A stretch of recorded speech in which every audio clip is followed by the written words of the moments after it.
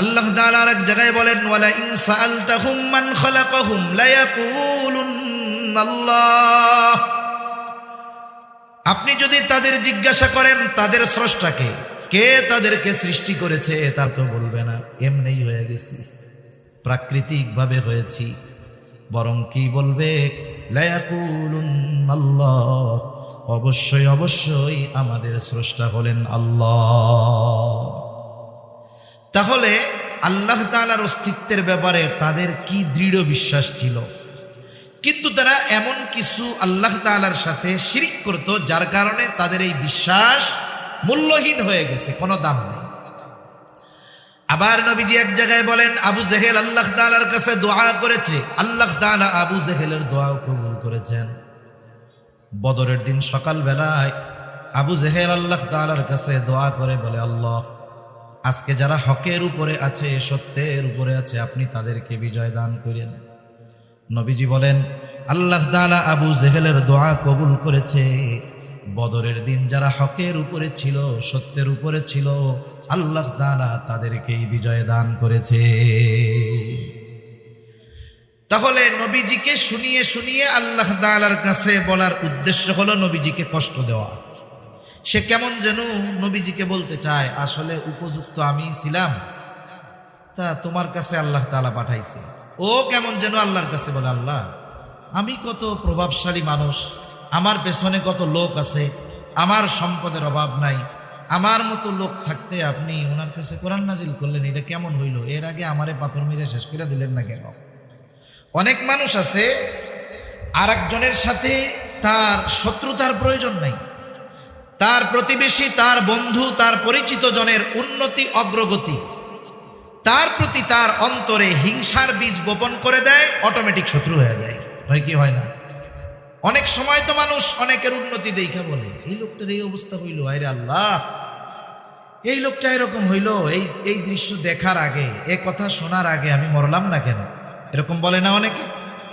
এগুলো কি খবর শুনলাম, এগুলো শোনার আগে মরলাম না কেন? এই যে বলতেছে মরলাম না কেন, বা আমার মরণ হলো না কেন, এ টাইমে যদি আজরাইল এসে বলে যে তোমার তো মরতে মন চায়, তাহলে আমার সাথে চলো, ও কি মরতে চাইবে নাকি? ও বলবে, দুরু মিয়া, আমি কি মরতে চাইছি? এমনি এমনি কইছি। তার মানে চিন্তা করেন, পরশ্রী কাতরতা, হিংসা কেমন এক রোগ, যে এটার কারণে অনেক সময় মানুষ নিজের মৃত্যুও কামনা করে। এজন্য বুজুর্গদের সোহবতে যাওয়া দরকার আমাদের, যাতে আমাদের এই অন্তরের রোগগুলো দূর হয়ে যায়। অন্তরের রোগ এটা জটিল এক জিনিস। যেমন পৃথিবীতে যত ভয়ানক রোগ আছে, মরণ ব্যাধি, দেখবেন এই মরণ ব্যাধি যে রোগগুলো, এই রোগগুলোর আলামত শরীরের বাহির অংশে প্রকাশ পায় খুব কম। হার্টের রোগ আপনি বাহিরে কিছু দেখবেন না, ভিতর দেহ খেয়ে ফেলছে, বাহিরে কিছু টের পাওয়া যায় না। এই হিংসা হলো মানুষের ঈমান ধ্বংস করা, আমল ধ্বংস করার অন্যতম এক রোগ। এজন্য আল্লাহ তাআলার কাছে দোয়া করা, যারা এই রুহানি চিকিৎসক, অন্তর পরিশুদ্ধ করার চিকিৎসক, যারা হক্কানি বুজুর্গানে দ্বীনের সোহবতে গিয়ে আমাদের দিলগুলাওকে পরিষ্কার করা দরকার, ঠিক কিনা বলেন? তা আবু জেহেল এই কথা নবীজিরে শোনায় শোনায় বলতেছে, মানুষ যখন আমাকে আপনাকে কোনো কথা বলবে, তিরস্কার করে, খোঁচা মেরে, মানুষ হিসাবে স্বাভাবিক আমার আপনার খারাপ লাগতেই পারে, ঠিক কিনা বলেন? আবার অনেক সময় অনেক ভদ্র মানুষ আছে, মানুষ যদি তাকে তিরস্কার করে কিছু বলে চুপ করে থাকে। সবাই তো আর একরকম না। মনে করেন কতজন হুজুরদের বলে মোল্লা, মানুষের বাড়িতে খায়, এই করে সেই করে।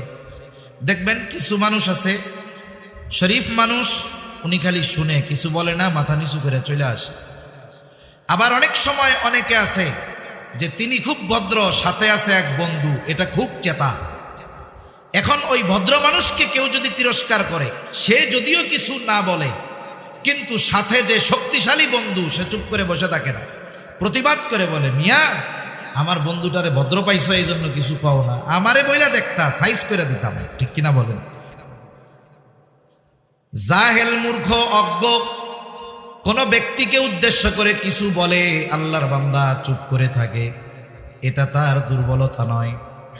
অনেক সময় চুপ থাকা, জবাব না দেওয়া, এটাই বড় প্রতিবাদ, ঠিক কিনা?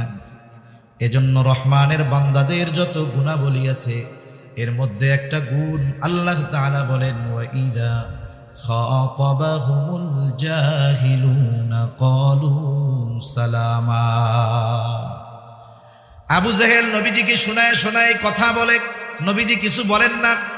কিন্তু আবু জেহেল যে আমার আপনার নবীকে কষ্ট দিতে চায়, যে কথাগুলো বলতেছে, আল্লাহ তাআলা শুনেন কি শুনেন না?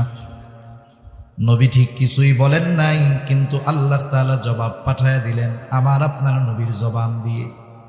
আল্লাহ তাআলা বলেন, হাবিব, আসলে ওরা যা বলে, ওরা যা করে, ওরা যে শাস্তি কামনা করে তার চাইতে কঠিন বিষয়ের উপযুক্ত তারা। কিন্তু শাস্তির উপযুক্ত হওয়ার পরেও কেন আমি শাস্তি দেই না শুইনা নেন। আল্লাহ তাআলা বলেন, ওয়ামা কানাল্লাহু, শুধুমাত্র আপনার সম্মানার্থে আমি তাদেরকে আযাব দেই না। ওয়া বারাকা ওয়া সাল্লামা তাসলিমান কাসীরান কাসীরা। أما بعد فأعوذ بالله من الشيطان الرجيم. بسم الله الرحمن الرحيم. وما أرسلناك إلا رحمة للعالمين. وقال تعالى: لقد جاءكم رسول من أنفسكم عزيز عليه ما عنتم عزيز عليه ما عنتم حريص عليكم بالمؤمنين حريص عليكم بالمؤمنين رؤوف رحيم. صدق الله العلي العظيم. اللهم صل على محمد وعلى آل محمد كما صليت على إبراهيم وعلى آل إبراهيم إنك حميد مجيد. اللهم بارك على محمد وعلى آل محمد كما باركت على إبراهيم وعلى آل إبراهيم إنك حميد مجيد. الحمد لله. ঐতিহ্যবাহী চট্টগ্রাম জেলার অন্তর্গত পটিয়া থানাধীন ঐতিহ্যবাহী জিরি মাদ্রাসার উদ্যোগে 2 দিনব্যাপী আয়োজিত ইসলামী সম্মেলনের প্রথম দিবসের সম্মানিত শ্রদ্ধেয় সভাপতি, আমন্ত্রিত উলামায়ে কেরাম, সামনে উপস্থিত মুরব্বিয়ানে কেরাম, সমবয়সী যুবক বন্ধু, স্নেহের ছোট ভাই, মাইকের আওয়াজ যত দূরে যায় স্ব স্ব স্থানে অবস্থানরতা সম্মানিতা শ্রদ্ধা মা ও বোন, দয়াময় আল্লাহ রব্বুল আলামিনের দরবারে অগণিত শুকর যে মহান মালিক আমাদের হায়াতে বরকত দিয়ে সুস্থ রেখে তার মহান হুকুম মাগরিবের নামাজ আদায়ের পরে দুনিয়ার সর্বোত্তম মজলিসে কিছু কথা বলবার এবং শ্রবণ করবার সুযোগ যে মহান মনিব দান করেছেন, সে মহান মনিবকে খুশি করার জন্য মোহব্বতের সাথে জবান খুলে অন্তর থেকে আমরা একবার কালিমাতুশ শুকর পাঠ করি, আলহামদুলিল্লাহ। অগণিত দুরুদ ও সালাম সৈয়দুল আম্বিয়া, আশরাফুল আম্বিয়া, খাতামুল আম্বিয়া, ইমামুল মুরসালিন, রহমাতুল লিল আলামিন মুহাম্মাদুর রাসূলুল্লাহ সাল্লাল্লাহু আলাইহি ওয়াসাল্লামের উপর। আল্লাহ সুবহানাহু ওয়া তাআলা আমাদেরকে এ দুনিয়াতে অনেক নেয়ামত দান করেছেন, দামি দামি নেয়ামত আল্লাহ তাআলা আমাদেরকে দিয়েছেন। সাথে সাথে প্রতিনিয়ত আমরা আল্লাহ তাআলার অনুগ্রহের ভিতরে আছি, দয়ার ভিতরে আছি। প্রতিটা জীবনের প্রতিটা ক্ষণে ক্ষণে, প্রতিটা মুহূর্তে মুহূর্তে মহান রব আমাদের প্রতি করুণা বর্ষণ করেছেন, অনুগ্রহের ধারা তিনি আমাদের উপরে অব্যাহত রেখেছেন। এ দুনিয়াতে এমন কোনো সৃষ্টি নাই যে আল্লাহ তাআলার নিয়ামত ভোগ করতেছে না। এ দুনিয়াতে আল্লাহ তাআলা অনেক দামি দামি নিয়ামত, এই দুনিয়াতে আল্লাহ প্রদত্ত দামি দামি নিয়ামতগুলোর মধ্যে অন্যতম দামি এক নিয়ামত হলো আল্লাহ তাআলা আমাদেরকে ঈমানের মতো মহা এক নিয়ামত দান করেছেন। সাথে সাথে মুহাম্মাদুর রাসূলুল্লাহ সাল্লাল্লাহু আলাইহি ওয়াসাল্লামের উম্মত তিনি আমাদেরকে বানিয়েছেন। এমন এক নবীর উম্মত আল্লাহ তাআলা আমাদেরকে বানিয়েছেন, সেই নবীর শান মান মর্যাদা দুনিয়ার কোনো মানুষ আলোচনা করে রাসূলুল্লাহ সাল্লাল্লাহু আলাইহি ওয়াসাল্লামের যেই শান মান মর্যাদা পরিপূর্ণভাবে কোনো বক্তা বক্তব্যের মাধ্যমে, কোনো লেখক তার লেখার মাধ্যমে রাসূল আকরাম সাল্লাল্লাহু আলাইহি ওয়াসাল্লামের আখলাক চরিত্রকে বলা এবং কালি দিয়ে সাদা কাগজে লিপিবদ্ধ করা অসম্ভব। কারণ রাসূল সাল্লাল্লাহু আলাইহি ওয়াসাল্লামের চারিত্রিক ব্যাপারে আল্লাহ তাআলার ঘোষণা হলো ওয়া ইন্নাকা লাআলা খুলুকিন আযীম, আপনি মহান চরিত্রে অধিষ্ঠিত। আমরা যাকে বড় বলি, আমরা যা কিছু বড় বলি, সেই বড়র একটা সীমাবদ্ধতা থাকতে পারে, কিন্তু আরশে আজিমের মালিক যেটাকে মহান বলেন, সেটা কত মহান হতে পারে, কত বড় হতে পারে, এটা আমাদের মতো সাধারণ মানুষের জন্য কল্পনায় আনাও অসম্ভব।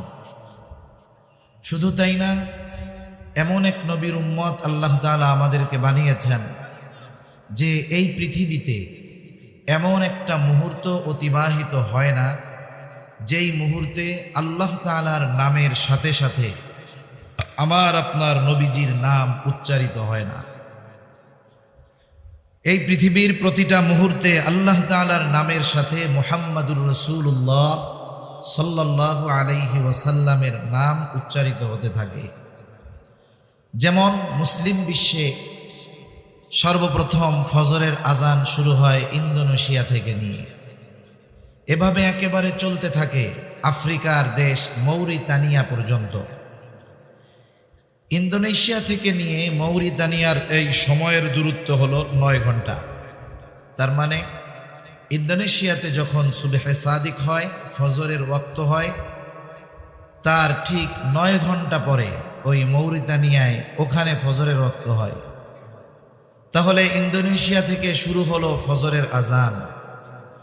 এক ধারাবাহিকতায় এই আজান গোটা পৃথিবীব্যাপী ফজরের আজান চলে কমপক্ষে 9 ঘন্টা। কয় ঘন্টা? 9 ঘন্টা। আজানের মধ্যে আল্লাহ তাআলার বড়ত্বের কথা বলার সাথে সাথে আমার আপনার নবীজির কথা আছে না নাই? আছে। আবার নামাজ চলতেছে, নামাজের মধ্যে আমার আপনার নবীজির কথা আছে না নাই? মজলিস চলতেছে, নবীজির কথা আছে না নাই? দোয়া চলতেছে,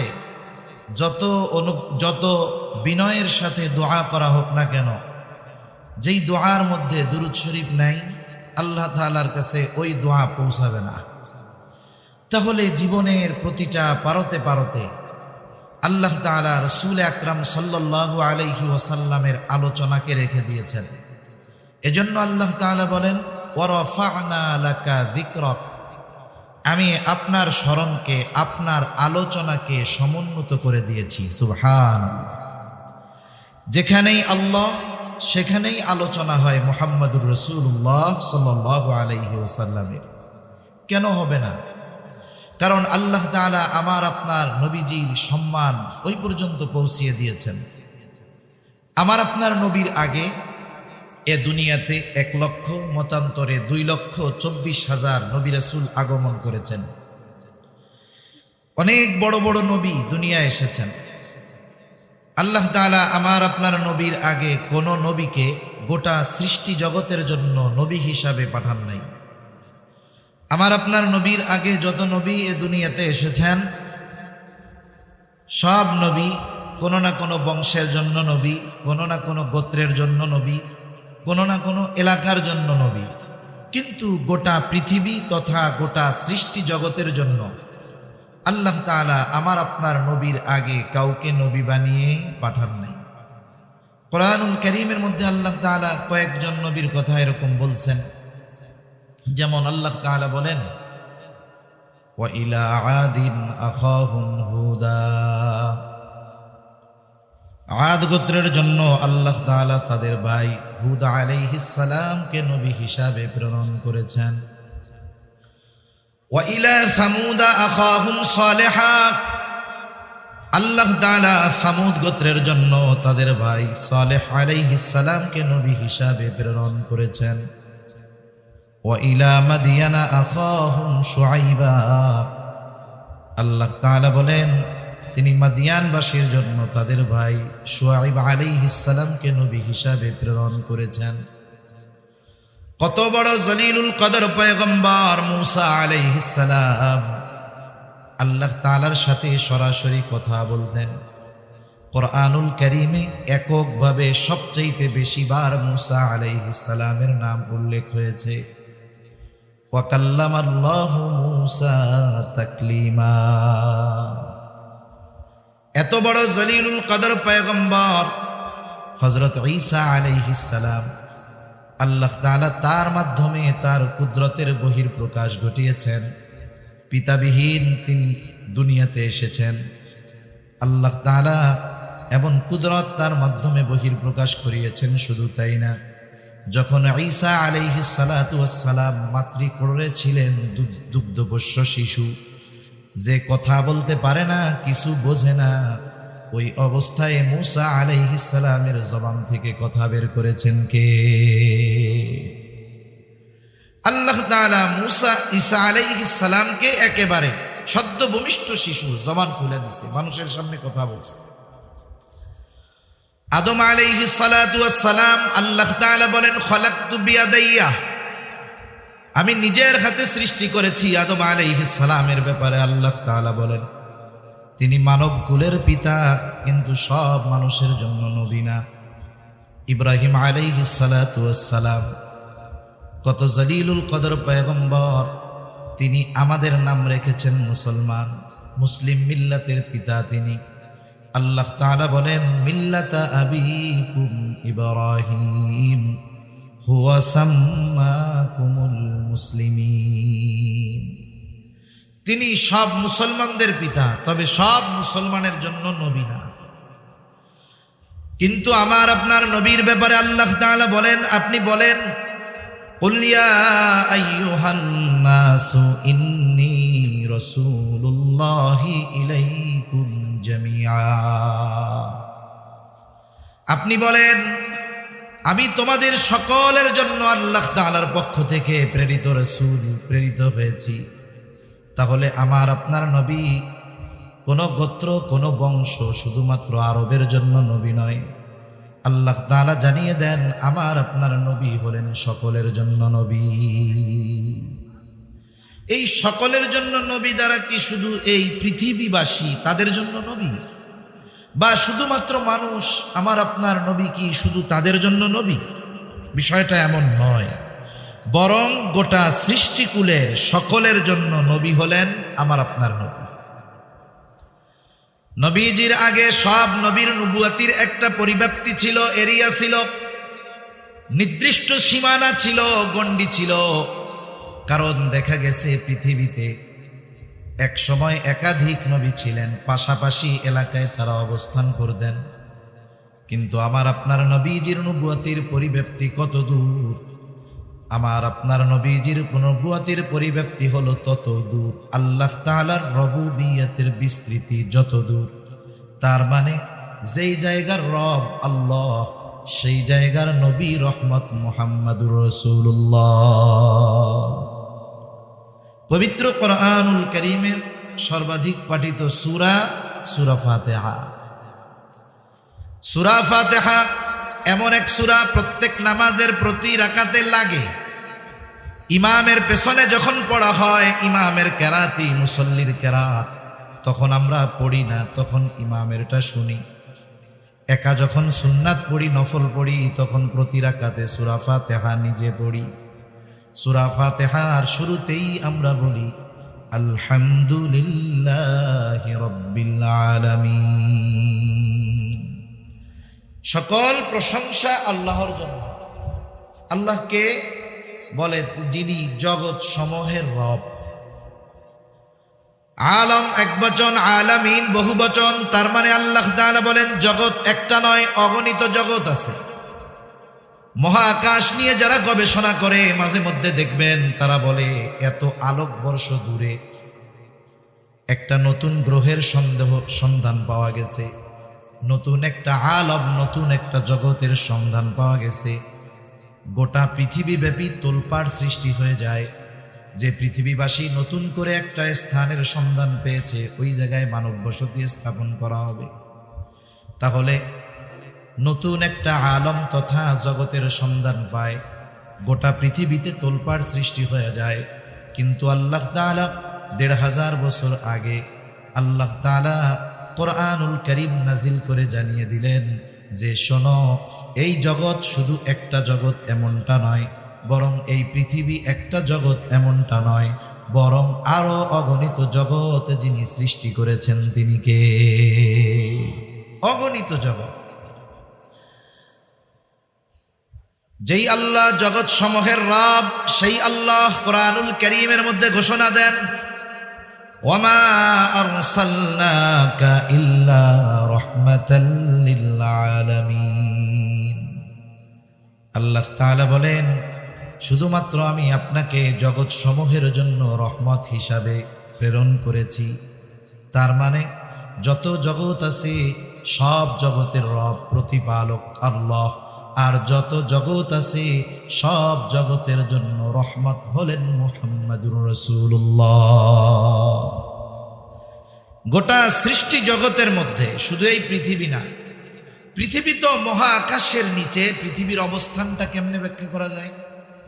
মহাকাশের নিচে পৃথিবীর অবস্থানটা হলো সমুদ্রের মধ্যে এক ফোঁটা পানির যেমন অবস্থান, মহাসমুদ্রের মধ্যে এক ফোঁটা পানি যেমন, প্রথম আসমানের নিচে পৃথিবীর অবস্থান তেমন। তার মানে এটা গোনার মধ্যেই কিছু নেই। এত সুবিশাল আল্লাহ তাআলা এই প্রথম আসমানকে আল্লাহ তাআলা সৃষ্টি করেছেন, আর এর নিচে সব গ্রহগুলো। এরকম তো একটা না, আরো ৬টা আছে। তাহলে এইরকম যত জগৎ আছে, সব জগতের মধ্যে কোনো একটা ইঞ্চি জায়গা নাই যে যেই জায়গার রব আল্লাহ তাআলা নয়। এরকম কোনো জায়গা আছে নাকি? দ্বিতীয় আসমানের নিচে আছে নাকি ২-১ ইঞ্চি জায়গা যেই জায়গার রব আল্লাহ তাআলা নয়? আছে এরকম? কোথাও নাই। যেমন গোটা সৃষ্টি জগতের মধ্যে ১ ইঞ্চি জায়গাও নাই যেই জায়গার রব আল্লাহ তাআলা নয়, অনুরূপভাবে গোটা সৃষ্টি জগতের মধ্যে ১ ইঞ্চি জায়গাও নাই যেই জায়গার রহমত আমার আপনার নবী নয়। তিনি সকলের জন্য নবী, তিনি সব সৃষ্টির জন্য তিনি রহমত। শুধুমাত্র মুমিনদের জন্য নয়, বরং তিনি রহমাতুল লিল আলামিন হওয়ার কারণে পৃথিবীর সকল সৃষ্টি, এমনকি যারা অন্তরের মধ্যে ইসলামের ব্যাপারে সর্বোচ্চ, এমনকি যারা স্বয়ং নবীজির উপস্থিতিতে নবীজির উপরে জুলুম করেছে, আমার আপনার নবীজিকে বারবার হত্যার অপচেষ্টা করেছে, এই মানুষগুলো আমার আপনার নবীজি রহমত হওয়ার সুবিধা ভোগ করেছে। গোটা পৃথিবী নবীজি রহমাতুল লিল আলামিন হওয়ার সুবিধা ভোগ করতেছে, কিয়ামত পর্যন্ত করবে। নবীর কারণেই তো আল্লাহ তাআলা যারা এদেরকে সমূলে ধ্বংস করে দিবেন না, এটা আল্লাহ তাআলার প্রতিশ্রুতি। তা না হলে যেই পরিমাণ পাপাচার অনাচার, নবীজি যদি আল্লাহ তাআলার কাছে এই ফরিয়াদ না করতেন, তাহলে দেখা যাইত অতীতের অনেক উম্মতের মতো এই উম্মতেরও কিছু মানুষের উপরে এমন আযাব আসতো যে তারা সমূলে নির্মূল হয়ে যাইত। এজন্য আমার আপনার নবীর কারণে সমূলে নির্মূল করে দেওয়া হয় না। শুধু তাই না, আবু জেহেল, উতবা, সাইবা এরাও নবীজির কারণে বাইচা গেছে। আবু জেহেল একদিন নবীজির সামনে এসে নবীজিকে শুনিয়ে শুনিয়ে বলতেছে আল্লাহ, নবীজিকে শোনায়া আল্লাহ তাআলার কাছে দোয়া করে বলে, আল্লাহ সত্যই যদি আপনি এই কোরআন নাজিল করে থাকেন, তার মানে সত্যই যদি এই কোরআন আপনি মুহাম্মাদের উপরে নাজিল করে থাকেন, তাহলে আমাদেরকে পাথর বর্ষণ করেন অথবা যন্ত্রণাদায়ক শাস্তি দেন। আবু জেহেল নবীজিকে শুনিয়ে শুনিয়ে আযাব কামনার দোয়া করে কার কাছে? আল্লাহ তাআলার কাছে। বলেন তো, আল্লাহ তাআলার কাছে কোনো বান্দার যদি কিছু চাইতে মন চায়, আল্লাহ তাআলা মনে হয় মুখ দিয়া জোরে উচ্চারণ না করলে শুনতে পারে না, এমন নাকি? বরং কথা মুখে আনা লাগে না, হৃদয়ে যদি থাকে কোনো কথা, দুনিয়ার কেউ না জানলেও জানেন কে? আল্লাহ তাআলা জানেন। তাহলে ওর যদি আযাব গজব মনেই চায় যে আসুক আমার উপরে, তাইলে নবীজিকে শুনিয়ে শুনিয়ে বলার দরকার কি? গভীর রাতে উঠে আল্লাহ তাআলার কাছে বললেই তো হইল। এক নাম্বার বলার কারণ হলো যে আসলে এই কথার দ্বারা নবীজিকে একটু খোসা দিতে চায়, কষ্ট দিতে চায় কথার মাধ্যমে। দুই নাম্বার বিষয় হলো যে মক্কা আল্লাহ তাআলার কাছে কেন চায়, দোয়া করে? ওরা তো ওদের দেবদেবীদের কাছে গিয়া বলবে। বাস্তবতা হলো মক্কা যদিও আল্লাহ তাআলার সাথে শিরিক করত, তবেও তারা আল্লাহ তাআলার অস্তিত্বে অবিশ্বাসী ছিল না, বরং স্রষ্টা হিসাবে তারা আল্লাহ তাআলাকে বিশ্বাস করত। এ কথা আমার নয়, বরং কোরআনুল কারীমের মধ্যে আল্লাহ তাআলা বলেন, ওয়ালা ইন সাআলতাহুম মান খালাকাস সামাওয়াতি ওয়াল আরদ লায়াকুলুন্নাল্লাহ। আল্লাহ তাআলা বলেন, আপনি যদি তাদের কাছে জানতে চান, তাদেরকে যদি জিজ্ঞাসা করেন মান খালাকাস সামাওয়াতি ওয়াল আরদ, আসমান এবং জমিনের স্রষ্টাকে, এই প্রশ্ন যদি আপনি তাদের কাছে করেন, ওরা ওদের দেবদেবীদের কথা বলবে না। জবাব কি দিবে? আল্লাহ তাআলা দুইটা তাকিদ দিয়ে তাদের জবাব বলেন। আল্লাহ তাআলা বলেন, লায়াকুলুন্নাল্লাহ, আপনার এই প্রশ্নের জবাবে অবশ্যই অবশ্যই তারা বলবে আসমান এবং জমিনের স্রষ্টা হলেন আল্লাহ। নবী জিজ্ঞাসা করবেন কাফেরদের, আসমান জমিনের স্রষ্টাকে? জবাব কি দিবে? যে লাত, মানাত, উজ্জা না, বরং আল্লাহ তাআলা দুইটা তাকিদ সহকারে বলেন অবশ্যই অবশ্যই এরা বলবে আসমান জমিনের স্রষ্টা কে? আল্লাহ। আল্লাহ তাআলা এক জায়গায় বলেন, ওয়ালা ইন সাআলতাহুম মান নাযালা মিনাস সামাই মাআন ফাআহইয়া বিহিল আরদা বা'দা মাউতিহা। আপনি যদি তাদের জিজ্ঞাসা করেন মান নাযালা মিনাস সামাই মা, কে আসমান হতে বাড়ি বর্ষণ করে, পানি বর্ষণ করে? শুধু তাই না, ফাআহইয়া বিহিল আরদা বা'দা মাউতিহা, ওই পানি বর্ষণ করার দ্বারা মৃত জমিন তথা ফসল উৎপাদনের অনুপযুক্ত জমিনকে কে ফসল উৎপাদনের জন্য উপযুক্ত করে তোলে? অর্থাৎ ওই পানির দ্বারা মৃত জমিনকে কে পুনরুজ্জীবিত করে তোলে? ওরা ওদের দেবদেবীদের কথা বলবে না, কি বলবে জবাবে? আল্লাহ তাআলা বলেন, লায়াকুলুন্নাল্লাহ, আপনার এই প্রশ্নের জবাবে অবশ্যই অবশ্যই তারা বলবে এগুলো যিনি করেন তিনি কে? বলবে অবশ্যই অবশ্যই আল্লাহ এগুলো দেন।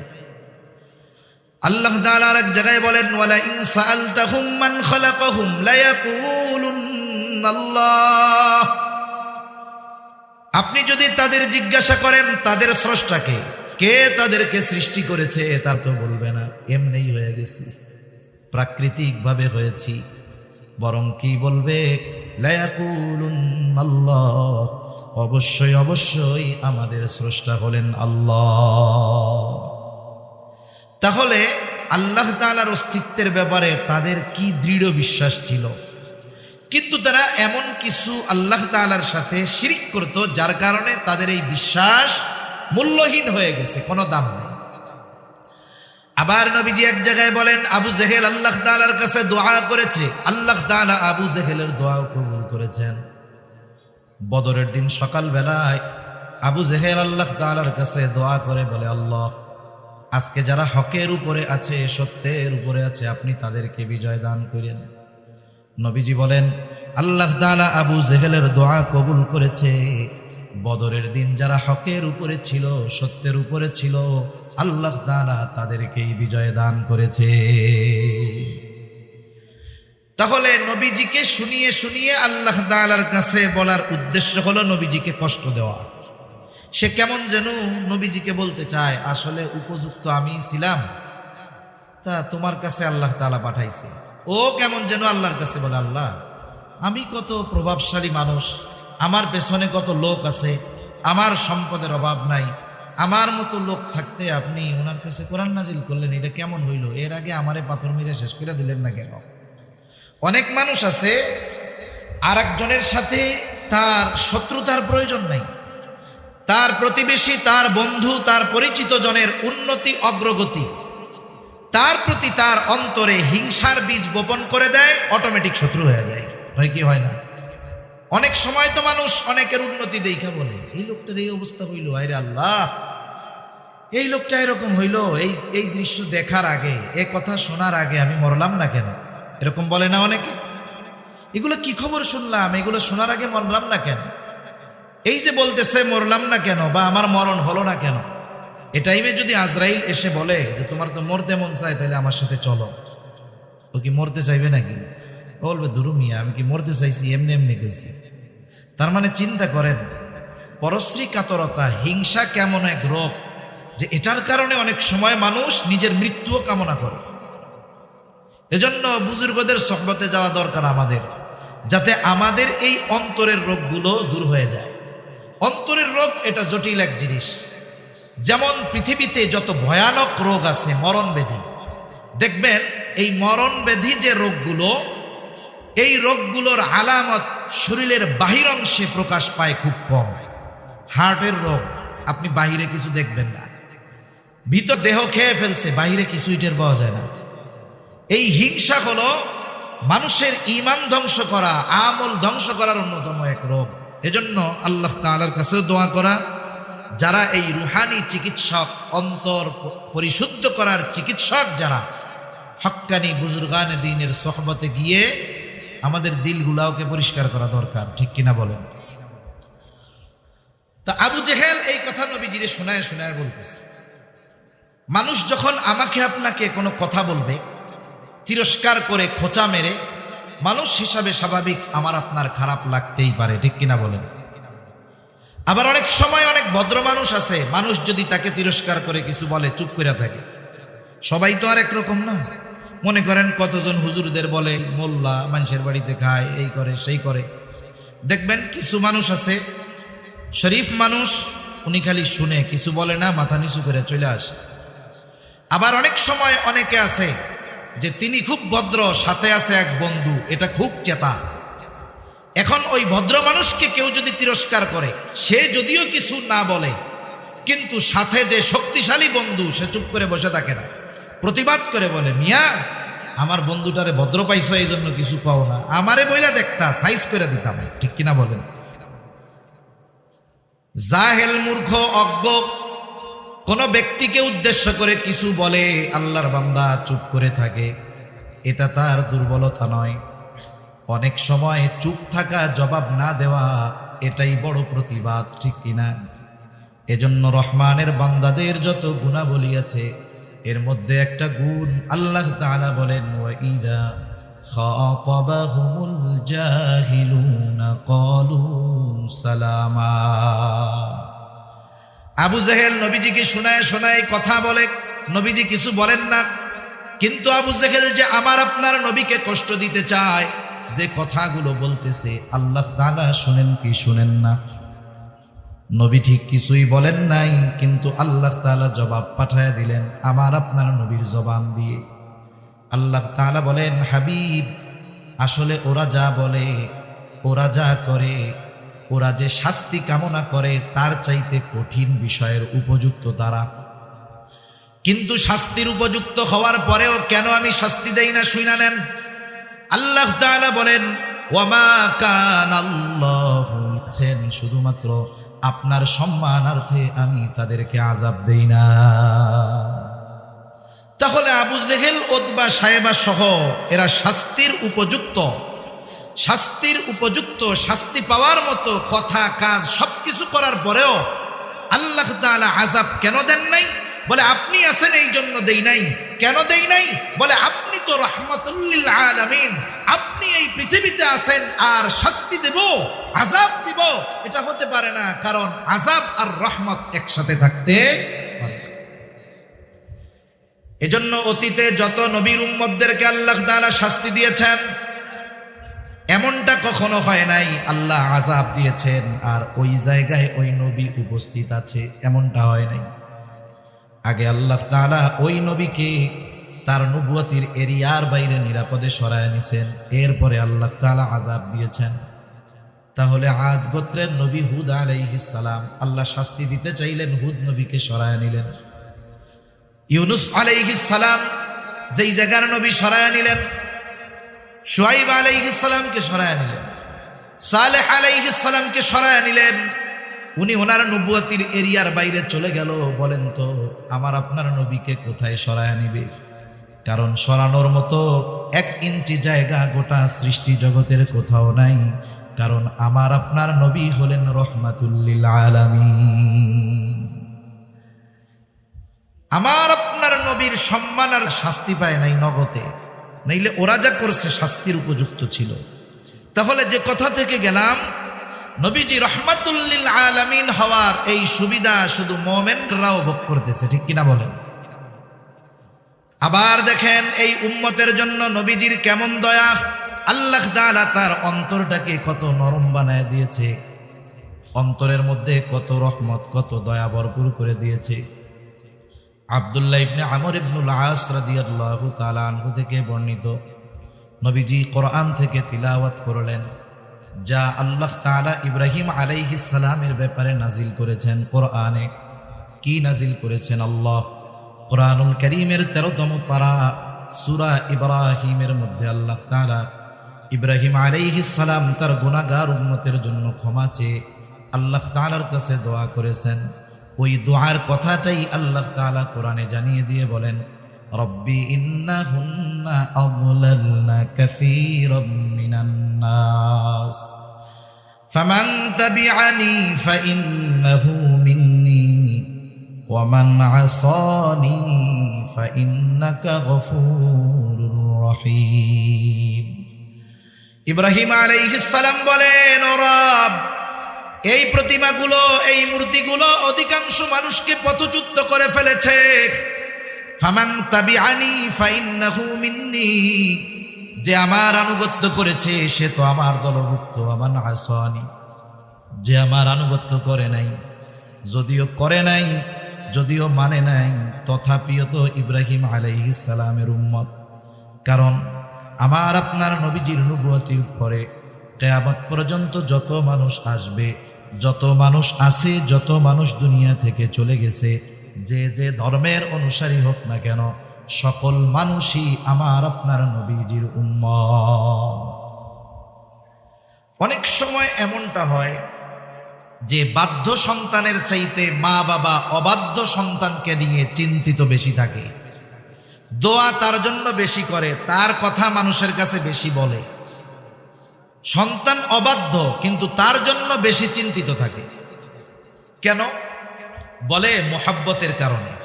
চিন্তা করে যেগুলো তো বাধ্য ওগুলো তোর একটা রাস্তা হইছে, কিন্তু যেটা অবাধ্য এটার কি হবে। মা বাবা সন্তান খারাপ হওয়ার পরেও তাকে ত্যায্য পুত্র করে দেয় না, বের করে দেয় না, বরং তার পরিবর্তনের জন্য আল্লাহ তাআলার কাছে দোয়া করে, মানুষের কাছে বলে, উলামায়ে কেরামের কাছে বলে, দেখেন একটু কিছু করা যায় কিনা। কেন করে? মুহাব্বতের কারণে। বলেন তো, মা বাপ সন্তানকে যত মুহাব্বত করে তার চাইতে নবী তার উম্মতকে মুহাব্বত কম করে না বেশি করে? কত বেশি করে এটা মাপা যাবে না, পরিমাপ করা যাবে না। কত ভালোবাসে নবী। আসলে আমাকে আপনাকে ভালোবাসে কে? দুনিয়াতেও এটা মোটামুটি বোঝা যায়। মুসিবতে বিপদে যে পাশে থাকে আসলে সে ভালোবাসে। মুখ দিয়া শুধু বললে হবে না ভালোবাসি ভালোবাসি, কিন্তু বিপদের সময় নাই। বাস্তবে এই সব মানুষ ভালোবাসে না। বাস্তবে ভালোবাসে তারা বিপদে পাশে থাকে যারা। এই দুনিয়ার বিপদ চোখ বন্ধ হবে, বিপদ শেষ। আসল বিপদ তো কিয়ামতের দিন, আসল বিপদ তো মুসিবতের দিন। দুনিয়ার বিপদে, দুনিয়ার মুসিবতে সন্তান যদি বিপদে পড়ে বাবা সাহায্যের জন্য দৌড়িয়ে যায়, ভাই বিপদে পড়লে ভাই যায়, বাবা পড়লে ছেলে যায়, ছেলে পড়লে বাবা যায় সাহায্য করার জন্য। বলেন তো, কিয়ামতের দিন যখন কেউ মুসিবতে পড়বে, বাবা মুসিবতে পড়লে সন্তান কি বাবার পাশে এসে দাঁড়াবে নাকি? ওই দিনের মুসিবত এমন মুসিবত কেউ কাউরে চিনবে না।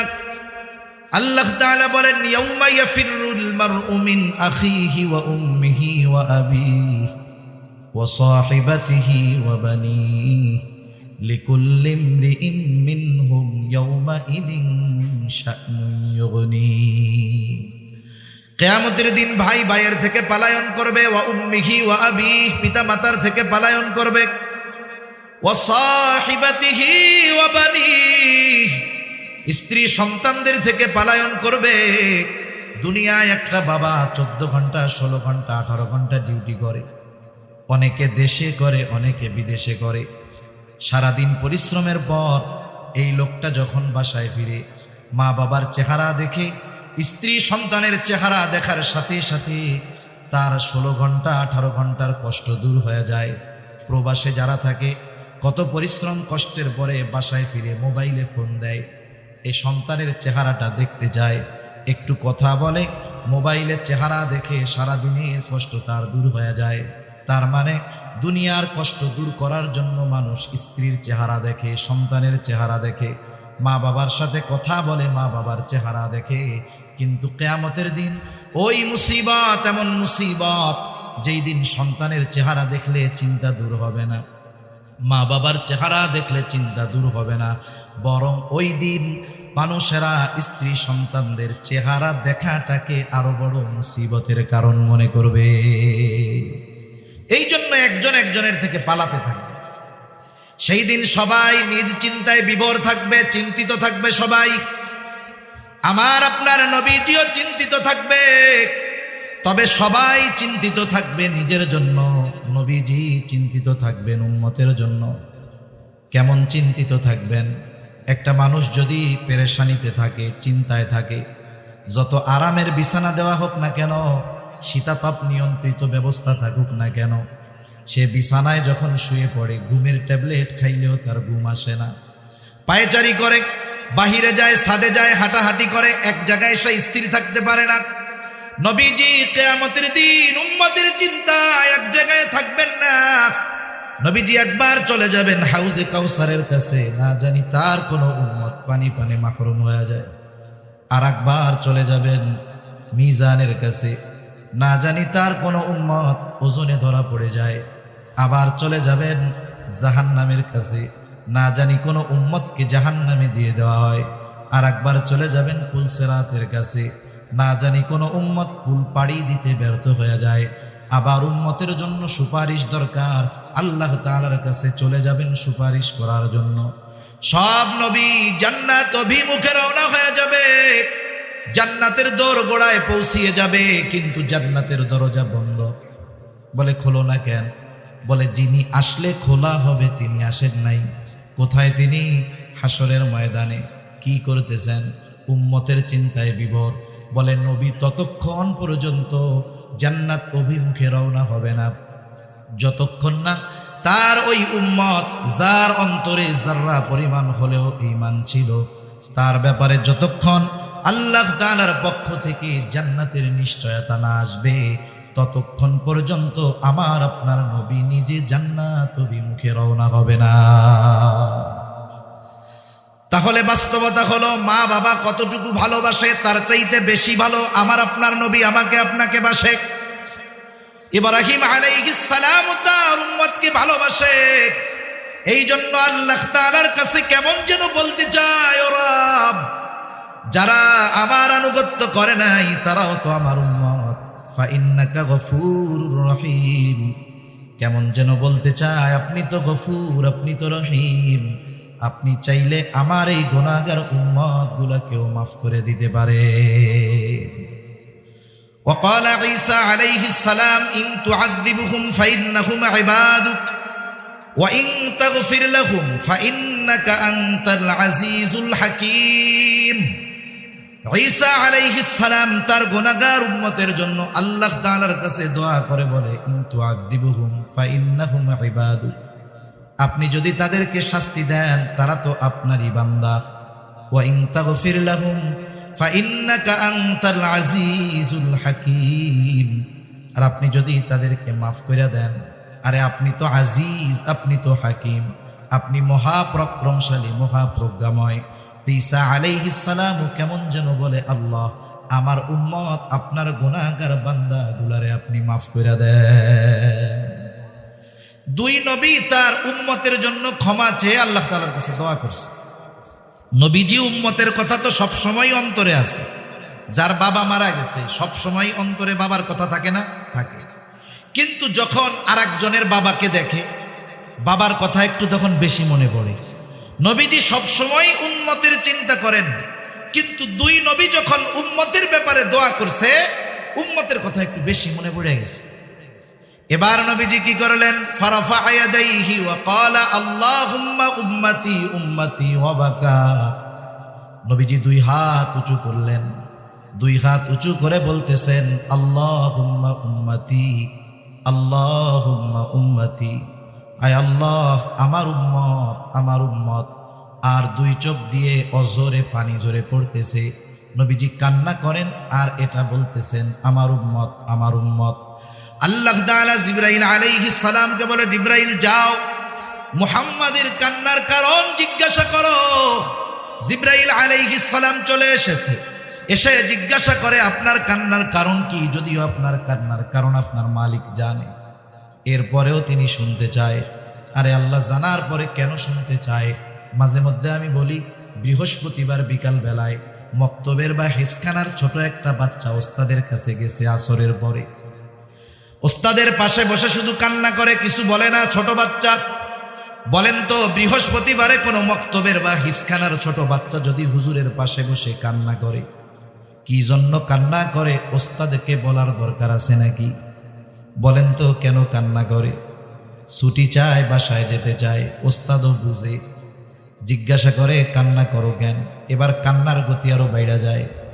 ও চিন্তা করে আমি কাঁদতেছি কেন? হুজুর বোঝার পরেও আবার জিজ্ঞাসা করে কেন? হুজুর বলে, তুমি যতই কান্নাকাটি করো লাভ নাই, কারণ আগে কও। এইবার কান্না জড়িত কণ্ঠে ছেলেটা ওস্তাদের কাছে বলে, ওস্তাদ আমার আম্মাকে একটু দেখতে মন চায়, ছোট ভাইটাকে একটু দেখতে মন চায়, একটু ছুটি দেন, বাড়িতে যাব। ওস্তাদ এবার একটা হাসি দিয়া বলে, যাও আগামীকাল মাগরিবের আগে চলে আসবা। এখন কথা হলো, ছাত্রের কান্নার কারণ জানার পরেও ওস্তাদ ছাত্রর মুখে শুনতে চায় কেন?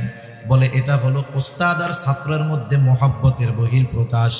নবীজি কান্না করে কেন জানার পরেও কেন আল্লাহ শুনতে চায়?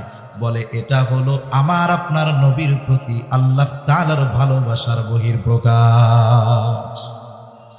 উম্মতের ব্যাপারে সব কথা খুলে বলছে জিবরাইল আলাইহিস সালামকে।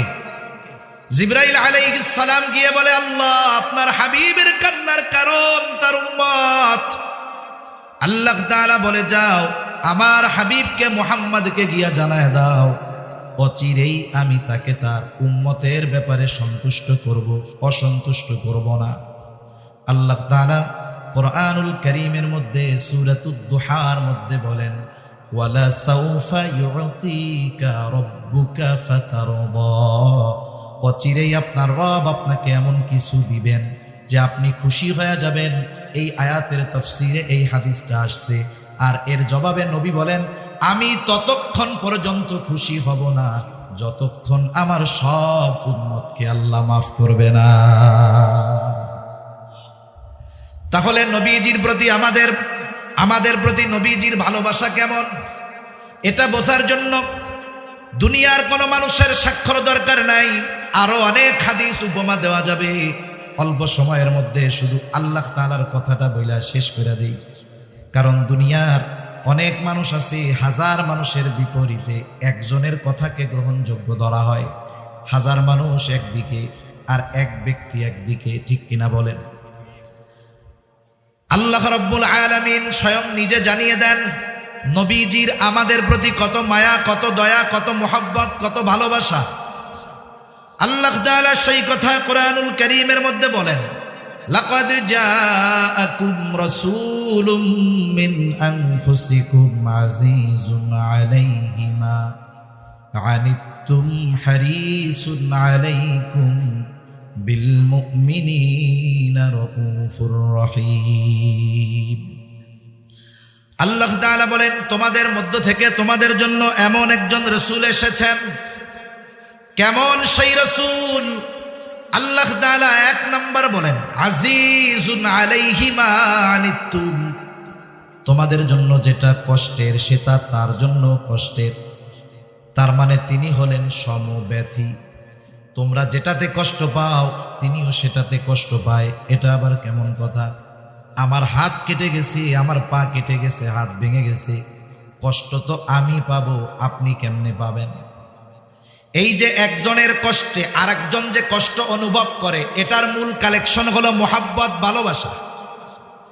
মনে করেন একজনের ছোট বাচ্চা 2 বছর 3 বছর বয়স, 2 বছরের বাচ্চা গভীর রাত প্রচন্ড জ্বরাক্রান্ত, এতটা জ্বর গা ফেটে যায়, চোখগুলো টলমল করতেছে পানিতে, জ্বরের যন্ত্রণায় কষ্টে ছোট বাচ্চার জবান দিয়ে কষ্টের আওয়াজ বের হচ্ছে, আহ। গভীর রাত, দোকানও খোলা নাই, ডাক্তারের কাছে নেওয়ারও কোনো উপায় নাই। সন্তানের এত কষ্ট, পাশে বসে আছে তার মা বাবা। যাদের সন্তান আছে অনুধাবন করতে পারবেন। বলেন তো, জ্বরাক্রান্ত ওই শিশু বাচ্চা জ্বরের কারণে যত কষ্ট পায়, তার পাশে বসে থাকা সুস্থ মা বাবা সন্তানের চাইতে কষ্ট বেশি পায় না কম পায়? কম না বেশি পায়? যাদের বাচ্চা কাচ্চা নেই এরা তো এটা সহজে বুঝবে না, যাদের আছে এরা বুঝবে। তাহলে কষ্ট কেন পায়? অন্য মা বাবা তো পাবে না, উনরা কেন পায়? বলে সন্তান তো মোহাব্বতের কারণে, ওর কষ্ট মা বাবার কষ্টের কারণ হয়। যেই মা বাবা সন্তানের কষ্টে কষ্ট পায় মোহাব্বতের কারণে, বলেন তো সেই উম্মতের কারণে নবী কষ্ট কেন পাবে না? সন্তানকে মা বাবা যত ভালোবাসে তার চাইতে অগণিত গুণ বেশি ভালো নবী তার উম্মতকে বাসে। আল্লাহ তাআলা সেই জন্য বলেন তিনি হলেন আজিজ, সমব্যথী। 2 নাম্বার, আল্লাহ রাব্বুল আলামিন বলেন হারিসুন আলাইকুম, তিনি তোমাদের জন্য কল্যাণকামী। তবে মুমিনদের জন্য আল্লাহ তাআলা নবীজিকে বিশেষ অনুগ্রহ বলে অভিহিত করেছেন। আর এক জায়গায় আল্লাহ তাআলা বলেন, লাকাদ মান্নাল্লাহু আলাল মুমিনিনা ইয বাআসা ফীহিম রাসূলাম মিন আনফুসিহিম, যে আল্লাহ তাআলার বিশেষ অনুগ্রহ মুমিনদের উপর যে তিনি তাদের মধ্য থেকে তাদের জন্য একজন রাসূল পাঠিয়েছেন। এই জন্য নবী মুমিনদের জন্য স্পেশাল অনুগ্রহ। এ কথাও আল্লাহ তাআলা বলেন এই রাসূল সবার জন্য সমব্যথী, কল্যাণকামী। তবে মুমিনদের জন্য স্পেশাল ভাবে তিনি কেমন? বলে বিল মুমিনিনা রাউফুর রহিম, তিনি মুমিনদের জন্য হলেন অতি সদয় পরম দয়ালু। রাউফুর রহিম হলেন আল্লাহ। রাউফুর রহিম কে? দুনিয়ার কেউ কি রাউফুর রহিম হতে পারে? যদি কেউ বলে আমার পীর সাহেব রাউফ রহিম, তাইলে তুমি বলতে হবে তুমিও বেঈমান, তোমার পীরও বেঈমান, ঠিক কিনা বলেন? রাউফুর রহিম একমাত্র আল্লাহ।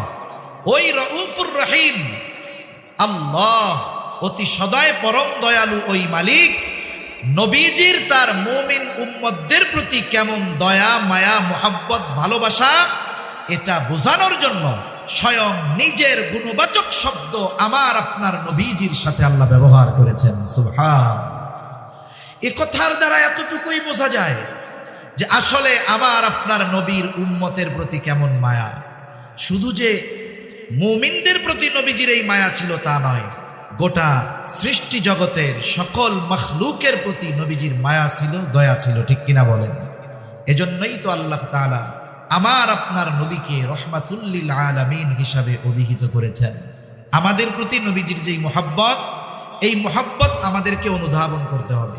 এই মোহাব্বত যদি কেউ অনুধাবন করতে পারে, ওই ব্যক্তি নবীর ব্যাপারে কোনো কটূক্তি, নবীর ব্যাপারে কোনো বেয়াদবিমূলক আচরণ, যারা নবীর মোহাব্বতকে অনুধাবন করতে পারে তারা নবীর প্রতি কোনো ধরনের অশালীন আচরণকে মেনে নিতে পারে না, জীবন দিয়ে হলেও এগুলোর প্রতিবাদ করে, ঠিক কিনা বলেন? আল্লাহ তাআলা আমাদের সকলকে নবীজির আমাদের প্রতি মোহাব্বতকে অনুধাবন করে আমাদেরকেও আমাদের জীবনের চাইতে নবীজিকে বেশি মোহাব্বত করার তৌফিক আল্লাহ তাআলা দান করেন। সকলে বলি আমিন। ওয়া আখিরু দাওয়ানা আনিল হামদুলিল্লাহি রাব্বিল আলামিন। আসসালামু আলাইকুম ওয়া রাহমাতুল্লাহি ওয়া বারাকাতুহু।